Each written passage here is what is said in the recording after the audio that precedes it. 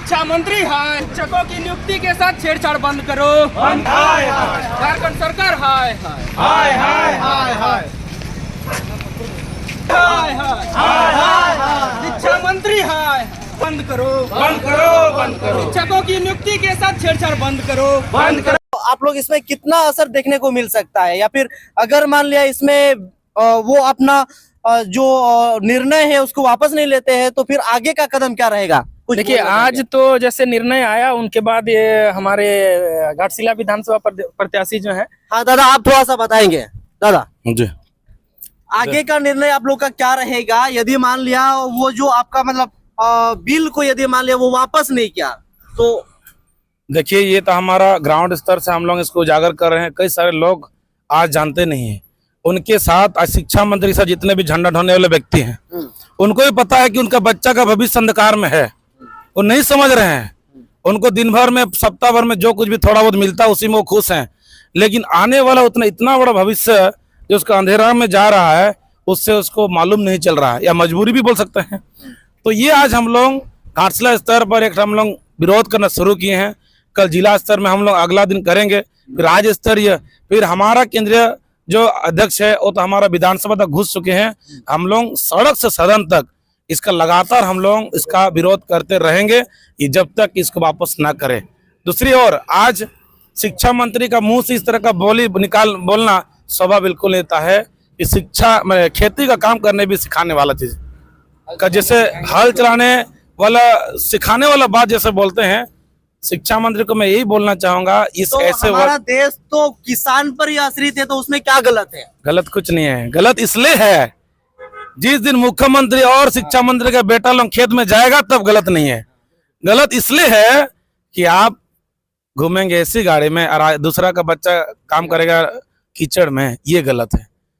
तो एक भारत देश में यहाँ पर एक राष्ट्र, आप कीचड़ नहीं बोल सकते क्योंकि उसी से हमारा जो भोजन है उसी से तैयार होता नहीं है। बिल्कुल आप करिए ना, एग्रीकल्चर दीजिए, बीएससी एग्रीकल्चर करवाइए उन लोगों को। क्यों नहीं देते शिक्षा? आप उसको मॉडर्न टेक्नोलॉजी में करवाइए, खेती करवाइए। बिरसा कृषि विश्वविद्यालय तो चल रहा है, चल रहा है। आप सर्वे करके देख लीजिए क्या स्थिति है, क्या दशा है। अब निकलेगा झारखंड कंबाइंड का सर्वे करके देख लीजिए कितना बच्चा पढ़ रहा है वहां पर। झारखंड कितना बच्चा पढ़ रहा मूल रूप से, ये देखने वाली बात है। सिर्फ विश्वविद्यालय खोल देना ये विकास का पहल नहीं है। आप विश्वविद्यालय खोल करके अपने बच्चों को एडमिशन दिलाइए, और भी 99%, तब हम बोलेंगे आप विकास की ओर अग्रसर हो रहे हैं। अन्यथा तो विकास आपका अधूरा है। इस तरह का विकास से नहीं चलेगा। इसमें विकास सिर्फ बिल्डिंग बनेगा, भवन बनेगा, उसका परसेंटेज मंत्री को जाएगा, तो सिर्फ उसी का खुद का विकास होगा, उसके अलावा कुछ विकास नहीं होगा। अरे ऐसे विकास हम लोग नहीं चाहते हैं। हम लोग विकास चाहते हैं कि ग्रास रूट से विकास हो, एक एक बच्चों का शिक्षा से उसका विकसित हो। बिल्कुल ऐसे विकास चाहते हैं हम लोग। आप खेत का काम दीजिए लेकिन टेक्नोलॉजी के साथ, ताकि जिस तरह से जनसंख्या बढ़ते जा रहा है सबको वो लोग आपूर्ति कर सके। अगर आप सिर्फ खेत में नॉर्मल धान लगाने सिखाइएगा, बैल से हल चलाने, तो आपका एक पूरा प्राचीन में ही चल जाएगा। प्राचीन में आप आधुनिक के साथ क्या किए, फिर उसको डेवलप नहीं करते हैं। आप करिए, उन लोगों को सबको एजुकेशन दीजिए और एक पद्धति के साथ दीजिए, तब हम बोलेंगे आप सही रास्ते पर जा रहे हैं। दूसरी ओर आज शिक्षा मंत्री स्कूल विजिट नहीं कर रहे हैं, बार बार लगातार शिक्षा का कटौती कर रहे हैं।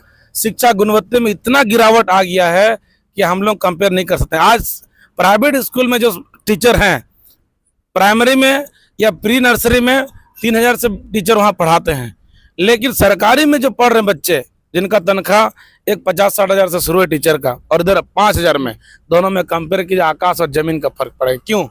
यानी शिक्षा व्यवस्था सरकार का ढंग से नहीं चल रहा है। ऊपर से नीचे तक सिस्टम पूरा खत्म हो चुका है।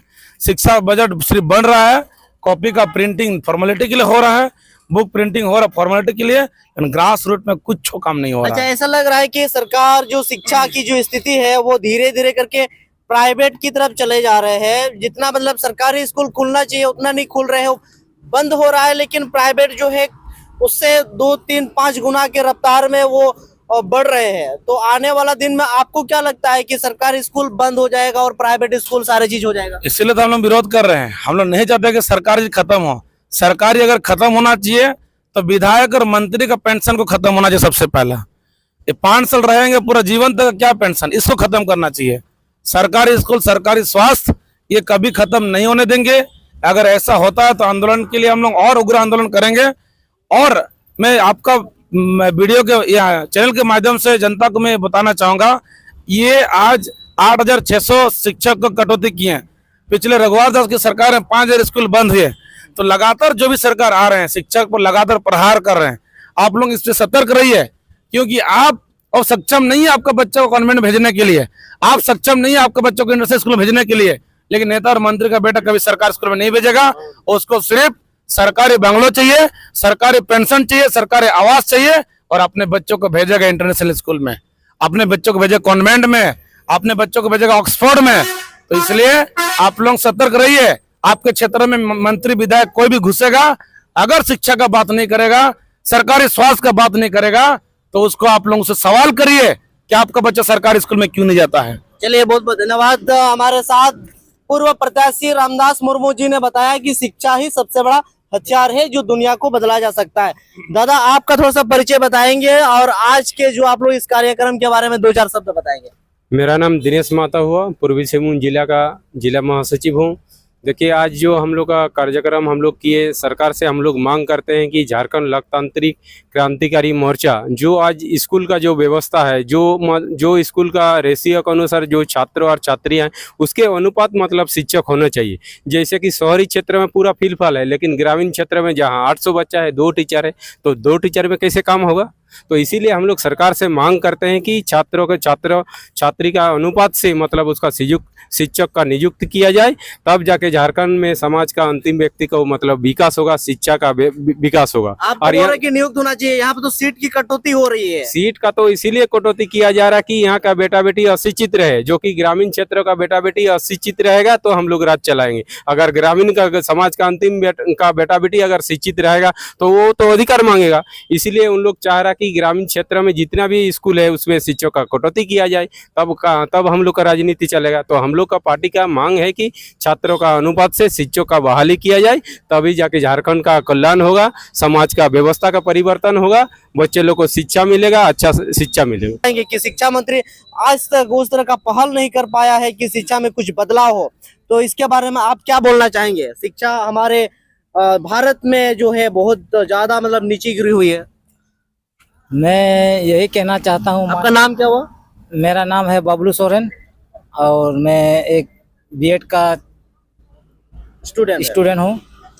माननीय शिक्षा मंत्री से मैं यही करना चाहता हूँ, आप जितने भी टीजीटी और पीजीटी में सीट कटौती किए हैं वो वाला वापस लीजिए, और शिक्षक के साथ और सरकारी स्कूल के साथ जो खिलवाड़ कर रहे हैं वो बंद कीजिए, और ज़्यादा से ज़्यादा शिक्षक की बहाली कीजिए। आप लोग बीएड करते हैं तो किस प्रकार की प्रॉब्लम का सामना करना पड़ता है एक डिग्री को लेने के लिए? एक डिग्री को लेने हम लोग को बहुत समस्या का सामना करना पड़ता है। जैसे अभी हम लोग का बीएड करके अगर दूसरा चीज में जाएंगे हम लोग काम करने, कितना खर्चा होता है लगभग उसमें और बताइएगा। लगभग उसमें तो 1,20,000 का कोर्स फी है। आना जाना रहना खाना पीना फिर वो अलग से खर्चा है। तो कुल मिला के आपके अनुमान में कितना होता है? हो जाता है कम से कम 1,80,000 तक सब टोटल खर्चा हो जाता है मिला के। हाँ, तो इसमें साथ ही साथ समय भी जाती है। यदि मान लिया आप लोग कितना दिन मेहनत करोगे, फिर आपको मतलब उसमें जॉब का कोई ऑप्शन नहीं रहेगा, स्किल का कोई प्रोग्राम नहीं रहेगा, तो फिर हमारा झारखंड का स्थिति बदलने का आपको क्या लगता है, उम्मीद है? अगर पढ़ के हम लोग का अगर वैकेंसी नहीं निकलेगा तो बीएड करके कुछ हम लोग का फायदा नहीं है, ऐसे हम लोग रहेंगे। तो इसलिए मैं शिक्षा मंत्री से मैं निवेदन करता हूं कि जितना जल्दी हो सके शिक्षक के पद को यथाशीघ्र निकालने की कोशिश करेंगे।